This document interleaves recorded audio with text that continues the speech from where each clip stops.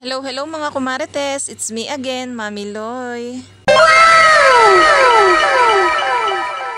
So ayan mga kumarites, kakaawas lang natin at galing nga tayo ng panggabi. OT nga pala tayo ngayong araw dahil naku marami tayong ginawa. Nag-OT na nga rin ako para hindi rin maistorbo ang tulog ng akin darling. Dahil pag wala nga tayong OT, alas 5 nga ng madaling araw ay naandito na tayo. Sa yun, matagal pa siya bago makatulog uli kaya sabi ko mag-OT na lang ako. Tapos pag OT nga kami ay 5:30 nga yung awas natin, tapos 6:30 nakakarating nga tayo dito sa San Pablo. Halos isang oras nga din yung biyahe, depende pa nga yun kung hindi traffic. Pero pagka madaling araw naman ay mabilis lang naman yung biyahe kaya naman hindi inaabot ng isang oras. At nang tumawag nga ako dito sa akin darling ay ayan, mumukat-mukat pa nga at kagigising lang. For the first time ay nakapag-OT nga ako ngayon at makakabili tayo ng paborito kong palabok dito sa may San Roque. Dahil kalimitan talaga wala nga akong OT kaya hindi nga ako nakakabili. Dito talaga ako bumibili ng almusal pagka umaga, pagka OT kami. Ang paborito ko nga palang tinda ni tita ay yung palabok, yun nga yung lagi kong binibili. Tapos ayan, sabi ko nga sa aking asawa kung ano yung gusto niya. Lugaw na lang daw yung kanya na may itlog. Pero marami pa nga si titang tinda, meron ding sopas, meron din champurado, may pansit din at saka spaghetti. Dati nga sa may tapat ng medical si tita nagtitinda. Kaso ayun, medyo nahihirapan at malayo kaya naman dito na lang sa tapat ng bahay niya. Dito nga lang yan, malapit sa community hospital. Napakadami nang suki ni tita dahil yung mga nasa ospital nga ay minsan dito nabili. Ang bilis nga din kasing maubos dahil nga masarap yung tinda ni tita. Pag inabot ka na nga ng alas 8 minsan wala na. Tapos dito naman sa tapat ni tita ay may bakery kaya sabi ko sa akin darling bibili kami ng pandesal. Halagang 20 pesos lang naman yung bibilihin ko dahil baka hindi maubos. Ito lang talaga yung pinakamalapit na bakery dito sa amin kaya dito ako lagi nabili. Minsan nga dito nga din ako bumibili ng pambaon ko sa trabaho. Minsan kasi nauumay na ako sa mga baon kong biskwit. Fast forward, andito na nga ako sa bahay, nakapagpalit na nga din ako ng aking damit. Isinalin ko na nga din yung palabok at saka yung lugaw na aming binili. Syempre OT nga tayo kaya nagugutom na nga rin ako. Sabi ko nga sa akin darling ay kumain na dahil nga meron pa siyang trabaho. At ayan, ito nga pala yung palabok at ewan ko ba gustong gusto ko nga yung lasa niyan. Ininit ko na nga lang din pala yung giniling na tira naming ulam nung isang araw. Sabi ko kasi masarap ipalaman sa pandesal. Nagtimpla na nga rin ako ng aming kape at syempre yung toxdi ang ating iinumin. Ito nga pala yung coffee ship na lagi nating iniinom. Tapos yung aking asawa naman ay nagpatimpla nga rin ng kape. Kung mapapansin nyo nga wala nga pala dito yung aking anak dahil naandun nga sa aking biyanan nagbabakasyon. Nawiwili pa nga doon at hindi pa nga nagpapakaon. Napasok na kasi yung aking pamangkin na si Kyler at nawiwili nga maghatid sa school. Dahil nga bakasyon ay may mga summer class nga din. Pagkatapos ko nga magtimpla ng kape, nag-almusal na nga rin kaming dalawa. At pagkatapos nga kumain itong aking darling, ipapasok na siya sa trabaho at ako naman ang maiiwan dito sa bahay. Wala naman na tayong gagawin dahil matutulog lang naman tayo. Mamaya nga hindi na nga tayo magluluto dahil birthday nga nung aking pamangkin. Pinaghanda lang naman ng kaunti dito sa bahay at palabok lang din naman ang ating kakainin mamaya. Tapos tuwan-tuwa nga ako dito sa aking darling dahil nga yung kape na pinatimpla niya ay hindi pa nababawasan, tinapon agad. Sa dami-dami ng tatabigin ay yung kape pa. Pati yung pandesal na nasa supot ay napasawsaw na rin. Di ayun, yung wala akong kabalak-balak mag-map ay napag-map tuloy ng buong sala. Ay kung hindi mo naman nariimisin ay naku mamaya na andyan na ang mga langaw. Kaya ayun, yung buong damit niya ay talaga namang basang-basa. Buti na lang at yung kape na tinimpla ko ay hindi masyadong mainit. Ay kung hindi, lapnos ang balat. Imbis na magalit nga yan, sabi ko na lang, lagi na lang pinaiira lang kapugian. Yung magagalit ka pa nga lang, ikinakalma ko na agad yung sarili ko. Relax, kape lang yan. Sayang, yung kape na binili ko, hindi pa nabawasan. So, yun lang naman ang ganap natin for today's video. Thank you for watching. Bye!